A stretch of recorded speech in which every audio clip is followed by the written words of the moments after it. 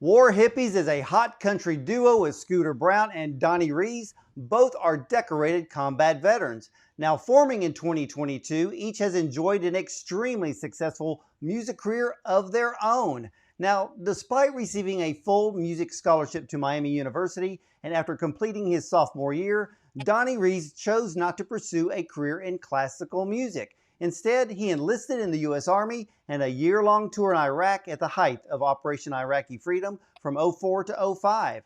And Donnie is also known as a world-renowned violinist who seemed to be born with a violin in his hands. Donnie's achievements include 26 Billboard Top 10s and 4 songs on the Billboard 200 chart.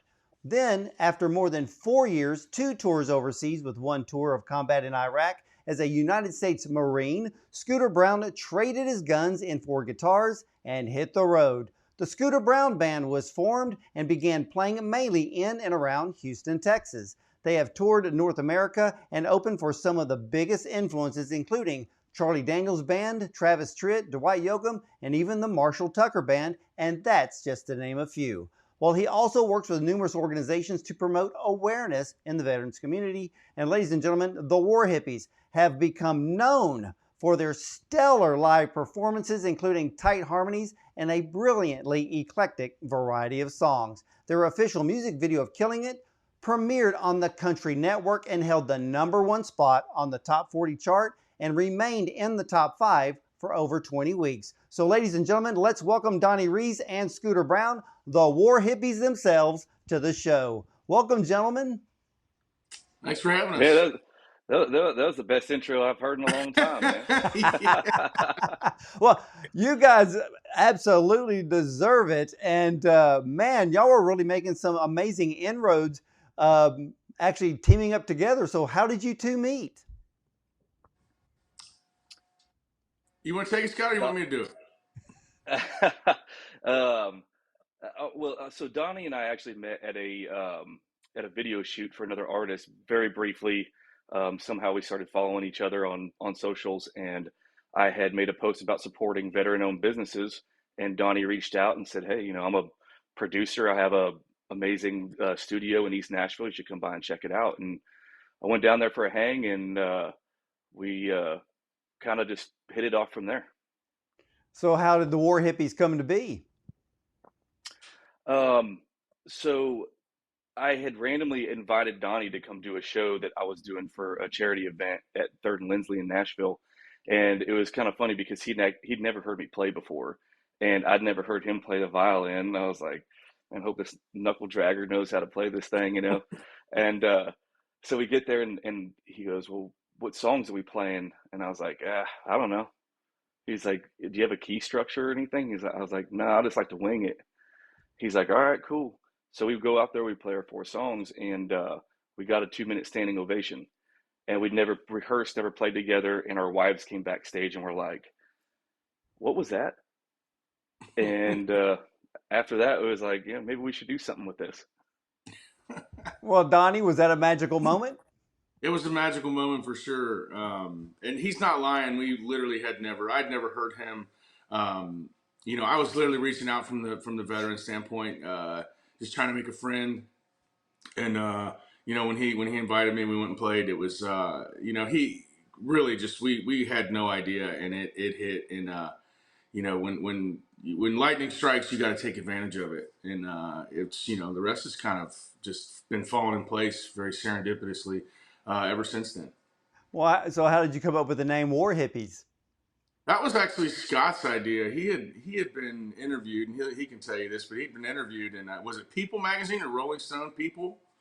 Yeah, People magazine, and I think it opened up with self-proclaimed war hippie Scooter Brown, and we were driving back from a show. We had just opened for Tracy Lawrence down in Alabama, and we were in the Sprinter van on the way back, him and I. He goes, "Hey man, I got this idea for I've always like, if I ever found like another combat veteran, anybody that would play, he's like, I've got this idea for a duo called War Hippies." He's like, "What do you think?" And I was like, "Sounds pretty cool," So we ended up just like adopting it and going with it, and yes, it's been awesome. Well, for all of my viewers and listeners out there, and I have to be very, very thankful for my viewers and listeners because they're very supportive of our military veterans. They're very supportive of our police officers. But since both of you did tours in Iraq, can you kind of give all of us your personal experience as to what a day in the life is like for a military combat soldier, doing a tour in Iraq, for example? Um, yeah, it's funny because it, that story is different for everybody. Even from '03 to '04 and '04 to '07, the things that changed uh, for the military. Um, for me, I can just speak directly on my end of it was I was in the invading force. So we went over um, to Kuwait, did workups, and then we invaded in March through the south and took the like Qusar naval port. We were in Basra, the Battle of Nasiriyah, the Jessica Lynch mission, like all that stuff was like my timeline. So for us, we never had a bed to sleep in. We slept on the ground. For the first couple of weeks, we were one meal and 1 liter of water a day because supply couldn't get to us quick enough. But we were just living out in the desert, and honestly, I loved it. I had this archaic feeling of like I was riding with Genghis Khan, just across. I think that some of us just have that archaic uh, feeling like that's where we're supposed to be in that moment. Um, but yeah, I mean, it was very little sleep, uh, a little food, and a lot of energy. How's the stress level? It's funny, like looking back on it, obviously there was very stressful moments, but I think that when you're 22 and young, you just don't think that you don't have that in your head yet that like that's going to happen to you, like you're invincible. Looking back on it now, I'm going like, man, after having 4 kids and being married, like looking back on it, going, oh, that was pretty intense. But yeah, obviously stressful. But you know, you're not going to hear too many guys say this. I mean, war is hell, and I don't wish it. I'm for peace over war every day. Um, but there's something about it that is also um, that I liked about it. That's the best way I could say it. Well, you're serving our country. You're fighting for our freedom, and I think that probably gives you the greatest sense of satisfaction. And gentlemen, I for one thank you for your service. And Donnie, what was it like for you? Well, it's different than Scott. Scott was LAR Marines. I was in a large scale engineer battalion with the U.S. Army. So I got there in February of 2004. So we had really kind of uneventful in February and March. We had some stuff happen, some combat patrols, and then Easter Sunday, 2004, it really kind of hit the fan. That's when they like to kind of pop up and hit us. And so from that point on, I think they were regrouping because Scott and all the guys came in and made them tuck tail and run into the woods. So they regrouped and came back out. And I was being in a large engineer battalion, we would do just a lot of combat patrols. We did a lot of building, a lot of infrastructure work on roadways, runways, a lot of security details, just a lot of very reactive. We weren't, but very much involved in a lot of different things. The Battle of Najaf in 2004, and a lot of other things, and in and around that time. So definitely a different experience, but just as equally, as stressful. But like Scott said, look, like he hit the nail on the head. When you're 22, 23 years old, you don't even think about that. He went in at 22. I was 23. We was exactly the same age, actually, and just a year later. But you're not even thinking about that at that time. Looking back now, I'm like, holy crap! I am so lucky to be alive. That was some crazy nonsense we were doing, and, but at the same time, very very proud of it, and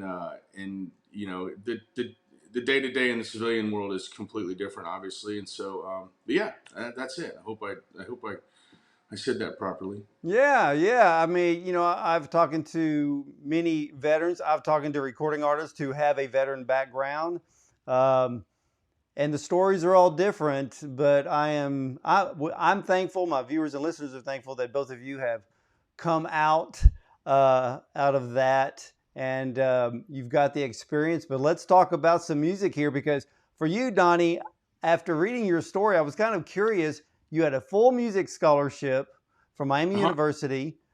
If you had graduated, do you think your career would be any different than it is now? Well, first off, I don't think there was a chance I was going to graduate. The only reason I went to school, I was the first person with the last name Reis to ever go to college, in my entire family lineage. And it really was because of music. First semester was fantastic. First year was fantastic. I had like a 3.6 GPA, which was incredible. Um, but then my sophomore year they implemented an attendance policy, and they said that if you didn't show up to class you couldn't you know and I would and it just went downhill from there. I was like, I don't need to be here, I just need to take the test. And that didn't work well. So I was really kind of, everybody was shocked with me when 9/11 happened, because for me, I felt excited. Obviously terribly sad for the moment, and that moment in history, and sad for all the people, and aggravated, but at the same time as a person excited, because I got a chance to quit college and not look like an idiot. You know, I had something honorable to do, and I got to get out of school. So I was like, whoa, yes. Well, This is the best day. what did your parents think when Oh, they you? thought I was crazy. Everybody thought I was crazy. Everyone thought I was absolutely nuts. Because and we grew up in an environment, especially in '99 when I graduated high school. It was to get into Miami University was it still is, it was a prestigious thing, and to get into Miami University as a middle class blue collar kid who that wasn't really what we did. And then also to get a full scholarship was a monumental task for myself and for my whole family. So ultimately, everyone was very proud of me and my service. And there's a lot of military in my family, so ultimately, everyone was very proud. But at the time, everybody was just like, "This, you're absolutely nuts. This is crazy." But it was already done. I didn't tell anybody until after I did it. Well, Scooter, why did you enlist? Man, that was just something that I knew I was going to do since I was a kid. Um, Probably 10, 11, 12 years old. I grew up in Colorado. I love just being up in the mountains, and I played uh, baseball and did rodeo and stuff like that. And baseball was something that I'd kind of wanted to pursue, but I just knew that that this was my calling. It's actually a pretty funny story, because when I initially joined the service, I went to go join the Army, and I watched too many Rambo movies, wanting to be a Green Beret or a Ranger or something. And uh, I get to the recruiting office, and this recruiter comes out, just not the best specimen the Army could have had be a recruiter. He kind of came out, had a little bit of a belly on him. His uniform was all messed up, smoking a cigarette, and he forgot I was coming. And he's like, "Oh, I'll be back in 15 minutes. Just take a seat on the curb here, and I'll get you back." So I'm sitting on the curb, and the door opens behind me, and out comes this Marine in this like perfect uniform, dude, jacked, like just perfection. And he said, "What are you doing?" I said, "I'm waiting on the Army guy." He goes, "You want to look like that dirtbag? You want to look like this?" And I was like, "I want to look like that." And he goes, "Step into my office." And I joined the Marine Corps before that dude got back. Oh my gosh, I love it, and I have to say this: you could probably play Stallone's body double. So you got the Rambo look down. So and it's working for you. It's working for you. So when did the music bug hit you? Yeah, I've always loved music.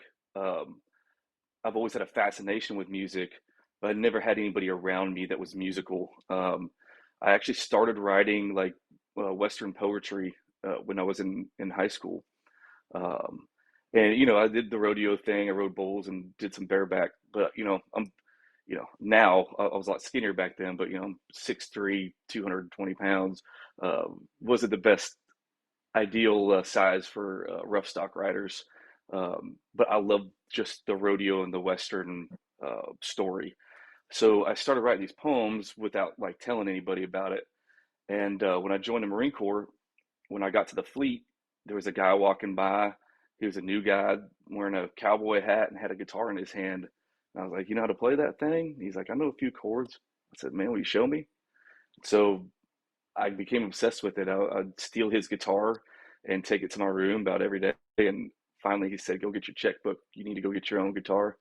And I just became obsessed with it. So I learned, probably started dabbling with it when I was about 19, 20 years old in the Marine Corps. And it's ultimately the reason why I got out. I had every intention on doing 20 plus years and retiring. But I got the bug in me, and I said, "Man, I don't want to ever look back and wonder if I could have done something with this." Man, So I've got yeah. to hand it to you for that. Now, well, for both of you, when you got out of the service, how did you end up in the music industry? Well, for me, let's see. Well, for me, I just went back. The first thing I did is I started leading worship at my wife's church in Ohio. She went to a big mega church. I mean, I didn't even know what that was. I was raised Catholic, so that was all new to me. But they had, guitars and people. It's a big production. So I started doing that, and then I got into a gospel band, and we toured that for 3 years, and that was very successful.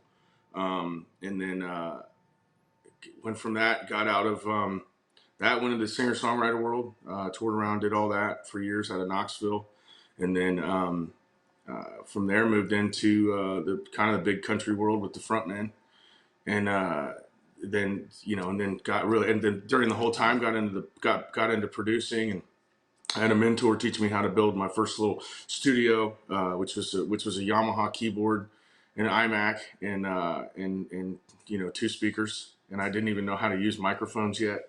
I didn't know what preamps were or anything. I just knew how to compose on the keyboard and play. And so, so I did all that, and then eventually ended up, and that's how I got back into it. And then I've gone, and just the natural evolution over since 2007 to now has just been, now I have a beautiful studio in Nashville, and produce records in my off time, and toured with Scott, and been around the world, and toured with my heroes, and it's been a lot of fun. So, who have you toured with? Oh my goodness! So the first band I got in when I was out was called Champion. It was a black gospel band. That one we did really good on that. That record we put out had two number ones on three number one records, which was really cool. I think actually peaking in for multiple weeks on, I think, to the top 25 in the Billboard 200, which is a big accomplishment for five broke kids out of Dayton, Ohio. Um, and then moved on from that to touring with a singer-songwriter named Eric Baker. So then we would tour. We would do like the songwriter boats like Kayamo and the Rock Boat, and things like that. So that would kind of get us in the circles with Brandy Carlisle and all those people. And then went on from that. And then we actually did some MWR tours together. We toured pretty extensively with Edwin McCain opening for him. And then after that, I went to the frontman, and I did 5 years with the frontman, which are lead singers of Restless Heart, Lone Star, and Little Texas. Tim Rushlow, Larry Stewart, and Richie McDonald. Also did MWR tours with them for the troops. So then after that, I literally took a hiatus, built my studio, was sitting there getting fat, eating too many Uber Eats, and then Scott came along, and now I'm back at it. Well, so Scott, so you ended up starting the Scooter Brown band, and you toured around Houston. That's my area right here. So, how did you end up in Houston? So two of my best friends in the Marine Corps were from the Spring, Texas, Conroe area, and so I ended up moving when I left the Marine Corps. I moved down to Texas with a couple of my buddies, You know, I'm from Colorado, but there was just an amazing music scene that I had discovered in the Marine Corps because pretty much 80% of the Marine Corps, I'm pretty sure, is from Texas. And so I fell in love with this music because I'd never heard anything like it, and the Texas Red Dirt stuff.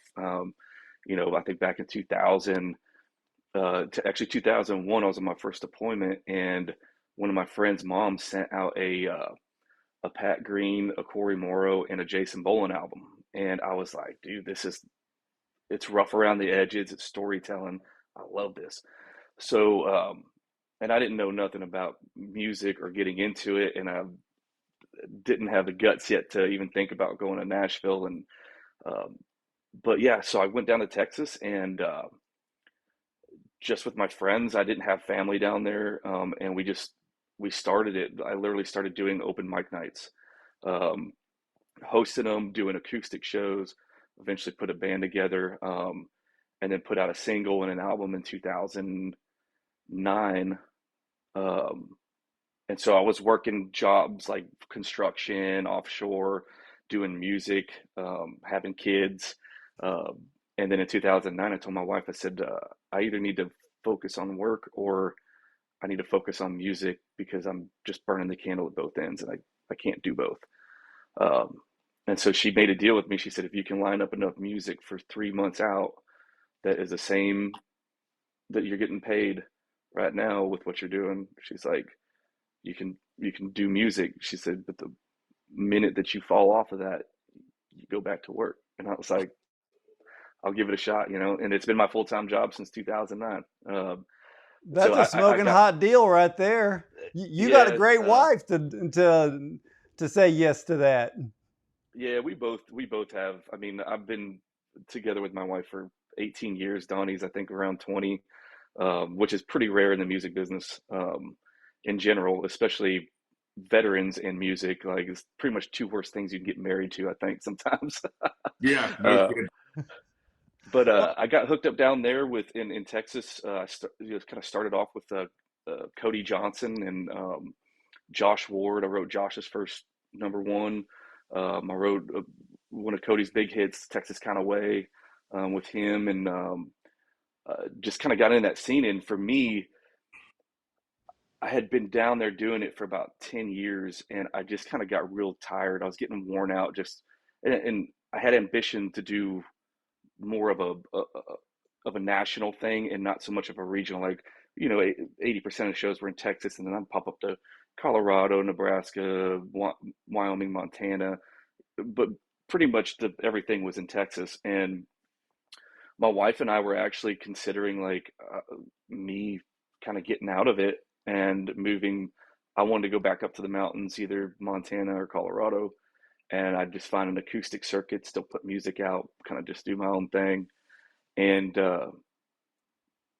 Charlie Daniels discovered me, his manager, and so I started going back and forth to Nashville and Texas, and they kind of took me under their wing. And then one day I asked my wife, I said, what do you think if we should just move out here? And she said, so why don't you call David Corlew, who's Charlie's manager, and ask him what he thinks? And he said, son, if you're going to play the game, you got to be where the game is played. And yeah. 6 weeks later, we packed up 4 kids and all the pets and uh, moved to Tennessee.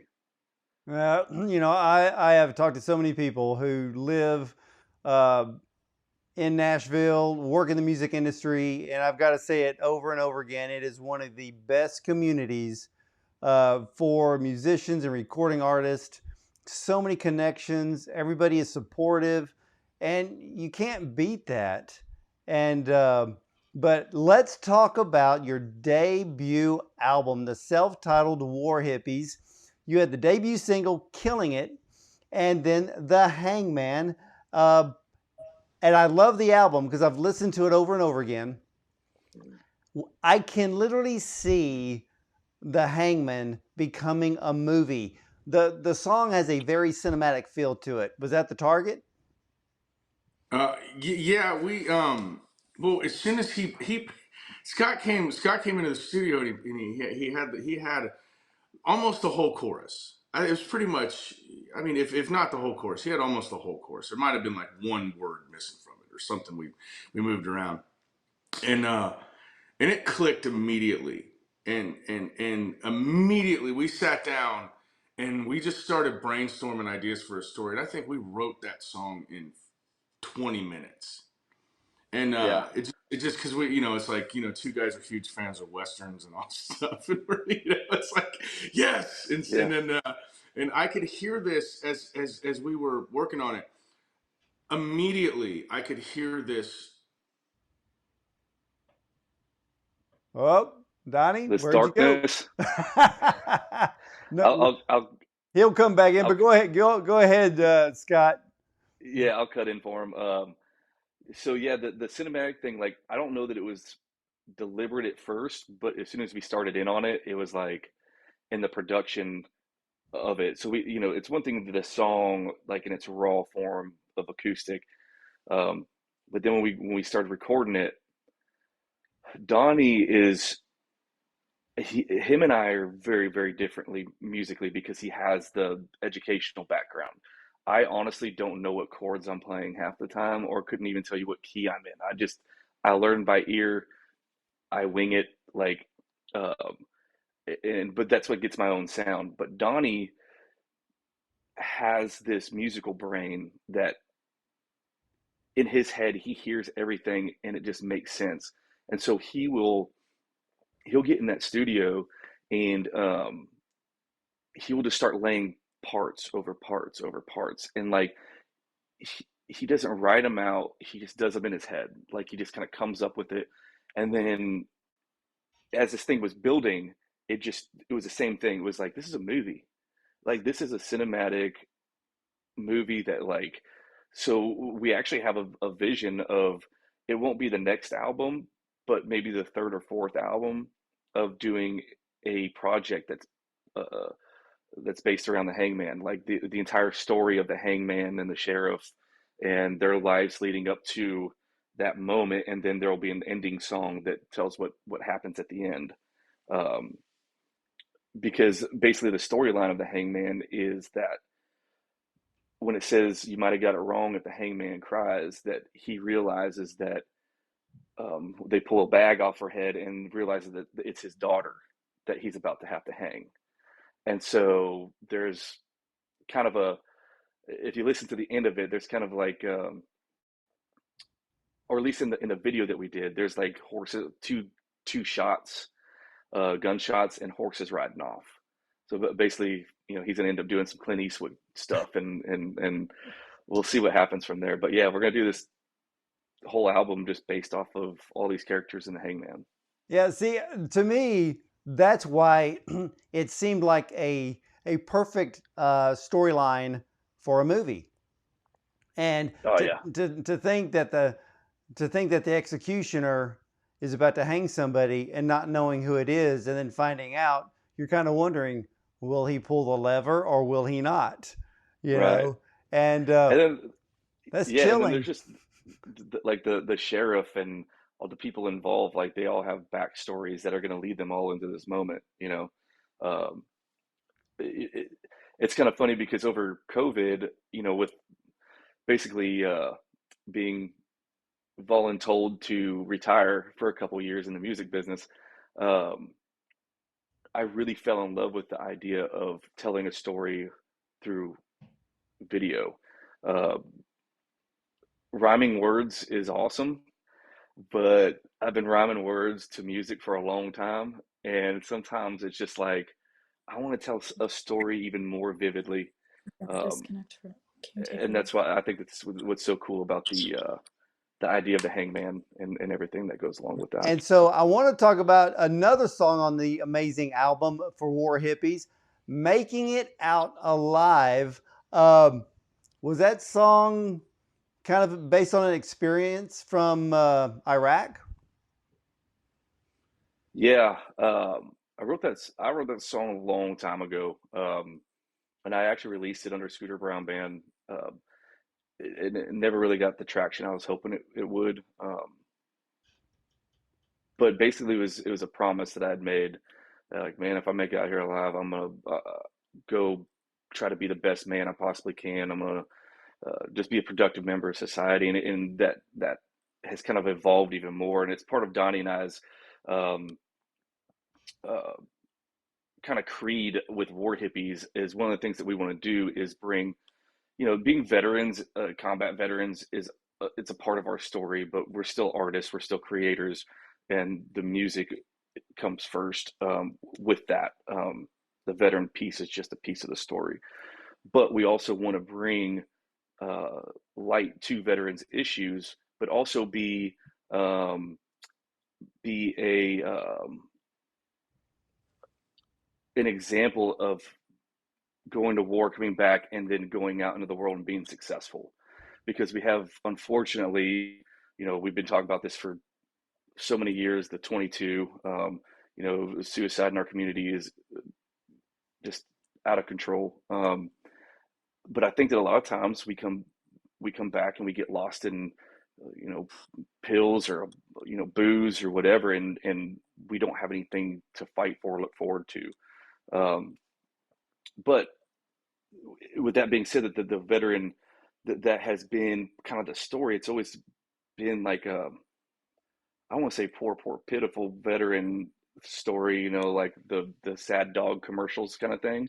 But that's a lot of times what it feels like. And um, there's a lot of successful veterans and combat veterans, and I want those stories to be told so that guys can be like, wait a minute, I can do that too.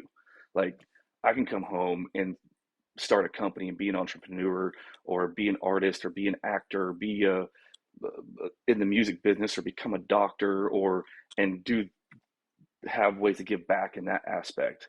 Um, And I agree with so that. it's an extremely important song to us because that's what that stands for. And you bring up something that all of America needs to realize. And I would lay blame. Now there's some great organizations out there helping veterans, but when you're watching television, most of the things that we see are veterans that have been wounded, and it seems to be the picture. It seems to be the label.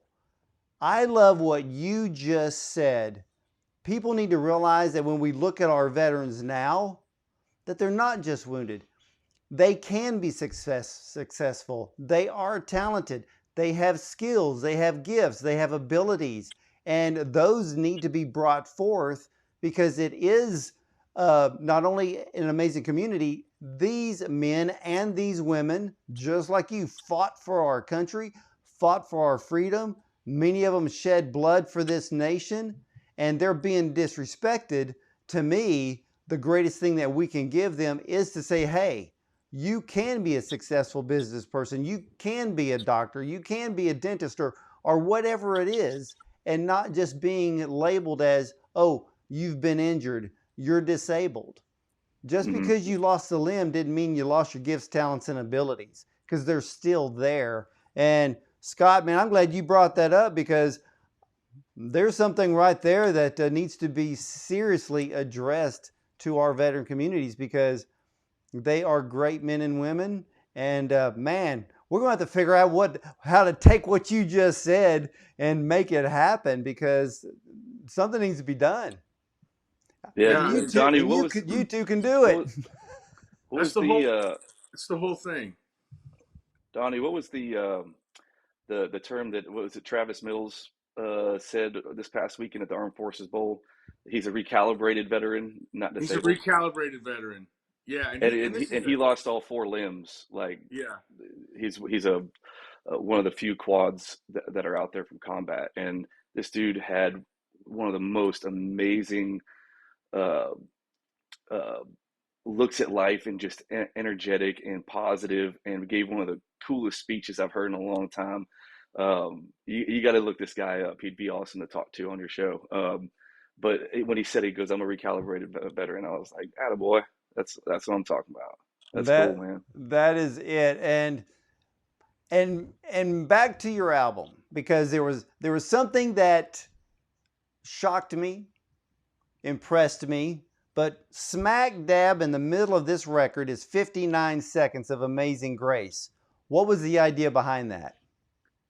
We had so we were playing Make It Out Alive, and one of the reasons that Make It Out Alive really hit me so much, not just from the experience, but when I was dating, my wife Christy, when I was in Iraq, and I had to send an email to her dad because I wanted to propose to her when I came home on leave, and I literally opened up the email with, "If I make it out of here alive, I want to marry your daughter." And so it really hit me, and we were playing it one night, and he played it, and without thought or without anything, I just went into Amazing Grace, and it just fit perfectly. He plays the song in G. I used to always play Amazing Grace on the violin in G, and we just went right into it, and it fits perfectly. And the only other time we've changed that is we were playing a show on Memorial Day one time, and I played taps afterwards, and I told him, I said, we can't do that anymore because I could barely get through it. But I couldn't get through taps. I was choking up and crying and thinking about all that. But Amazing Grace, and Amazing Grace is just such a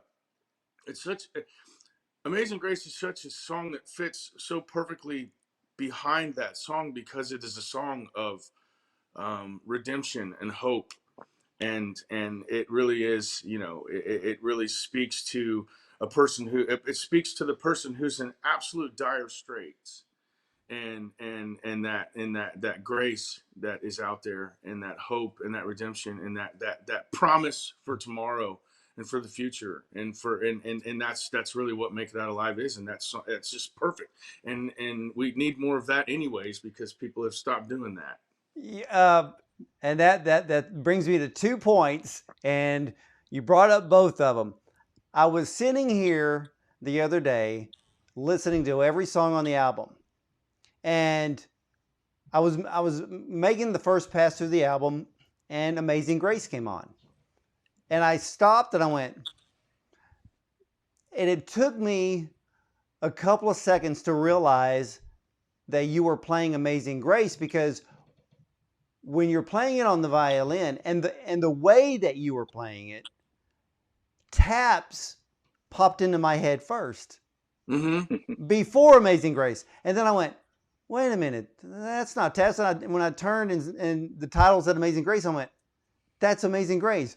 But it had this taps feel to it. Was that on purpose?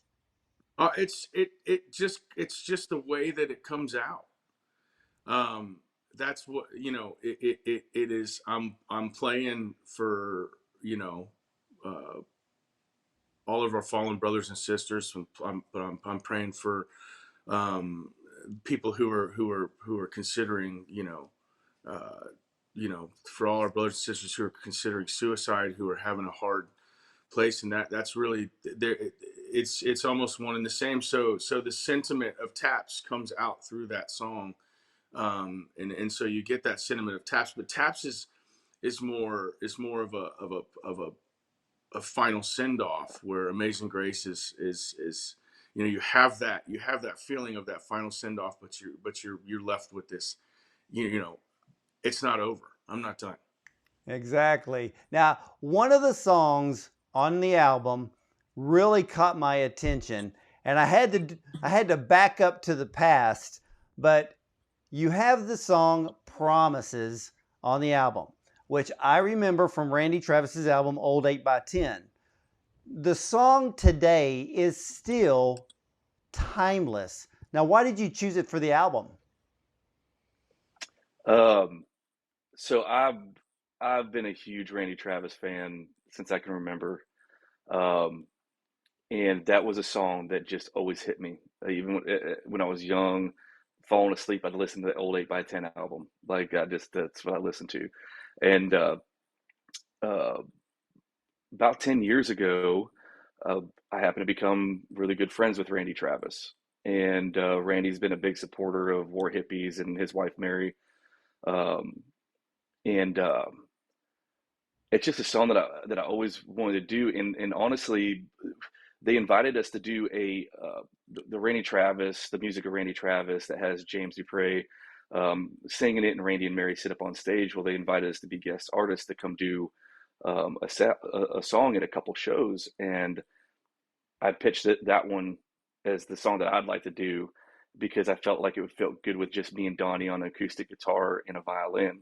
And and then when we worked it up, Donnie and I were talking, and we're like, man, we should just cut this. Like it's such a good song. And we sent it to Randy and Mary, and they sent us a text back and said that they were just loved the rendition of it, and that most of all that they believed us.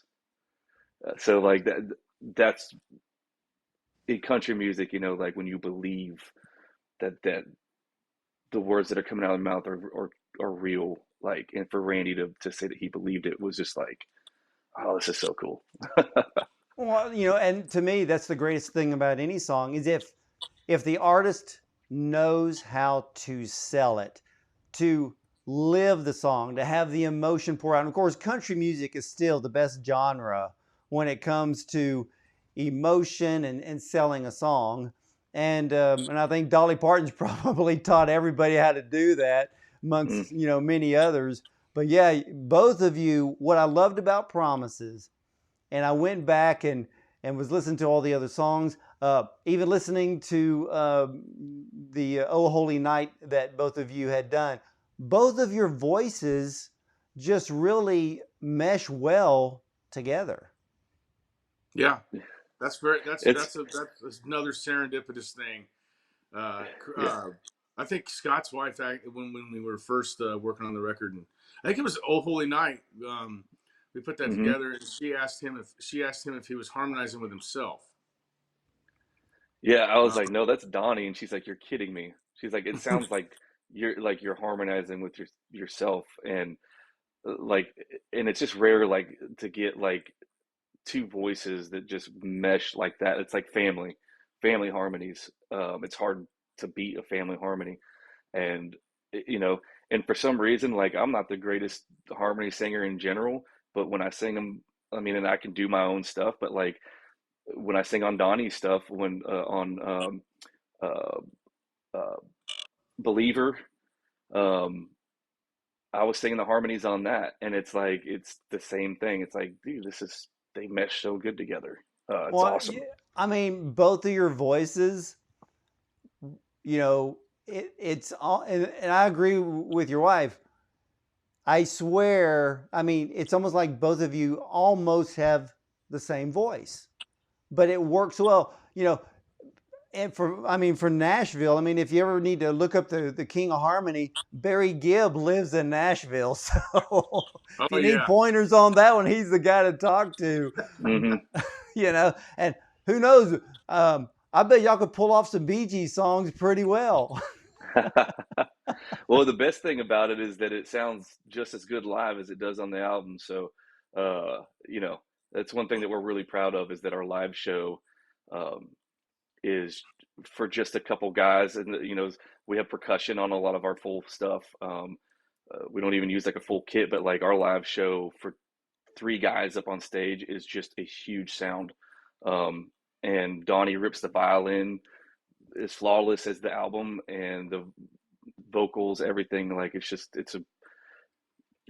as good, or I think it's better live because you just get that energy and that Donnie and I feed off each other, and there's a lot of smiling and fist bumping going on, and we just have a good time. Well, I think the fans appreciate the fact that when they do listen to an album and then when they go see their favorite acts live, to me the greatest compliment is to come back and go, wow, they sounded just like the album. And to Hmm. yeah. me, and I think that's why a lot of bands, you know, maybe should take that into account and really tighten up the playing a bit because the fans notice it. You know, they're the Oh biggest yeah, critics. The biggest thing they're going to notice is auto tune. yeah, They can't sing. Oh, yeah.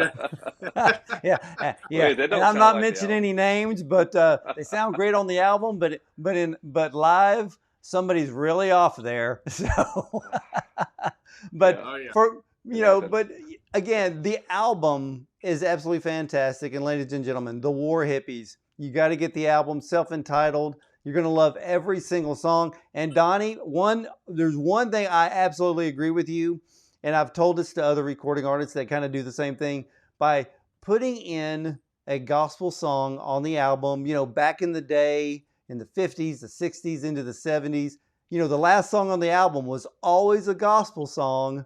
Yeah. And I like to see that coming back. And then, but I found it so refreshing to see Amazing Grace dead center of that album. It was almost kind of like this short little 59-second break, and then picked it right back up with some great songs right after that. So for each of you, what's 2023 looking like? Busy. Already Oh, very busy. We are it, we're back out with Travis Tritt a bunch, and just I mean, it's kind of crazy how busy we already are for after just year one. So should be a good year. Oh, yeah. fantastic. Now, real quick, from both of you, tell us about particular involvements that you have with particular veteran charities and organizations. Um, well, I've got a 501c3 that I started, co-found about, I think we're at 13-ish years ago or so, called Base Camp 40 Warriors in the Wild, where we take veterans on hunting and fishing trips. And it's been opened up now to all veterans. We're opening up stuff to first responders, Gold Star families, and then we also do a lot with a lot of different organizations. But one that Donnie has gotten us involved in um, is SOTF. Donnie Yeah, it's, SOTF.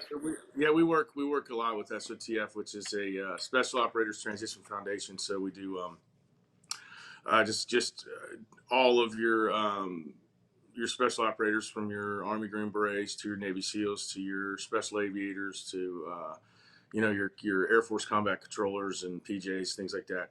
And it's basically a transition foundation. So what we do is we run them through a program, and they come out with a very high success rate of very good jobs, transitioning straight from their ETS or their retirement into the civilian world, and they're back to work and they're contributing, and it's tremendously helpful. Oh, wow. Gentlemen, it has been an absolute pleasure and an honor. And ladies and gentlemen, to become a fan, and I will promise you this, you will be a fan of the War Hippies. So you need to head over to warhippies.com for all of their concert tickets, and they're coming to your area. They're coming to mine. So, and I've got to get my tickets to the show as well. And what do we do on the show? We buy the album. We buy the merch. And let me tell you something. The War Hippies have some fantastic merch. They got the coolest t-shirts. They even got hoodies. So you need to stock up, because when they come to your town, you got to wear the gear and go to that concert, because you're going to see some very tight playing from Donnie Reis and Scooter Brown. You're going to absolutely love the War Hippies. Take it from me. Hey, when I say someone is great, I mean it from the bottom of my heart, because hey, I listen to the albums over and over again. And gentlemen, you guys are awesome. Thank you. Thank you. We appreciate you having us out and exposing us to all your people. Hey, absolutely. And Absolutely. again, ladies and gentlemen, head over to warhippies.com. It's on the bottom of your screen. And as for me, you better stay tuned, because I'll be back with more.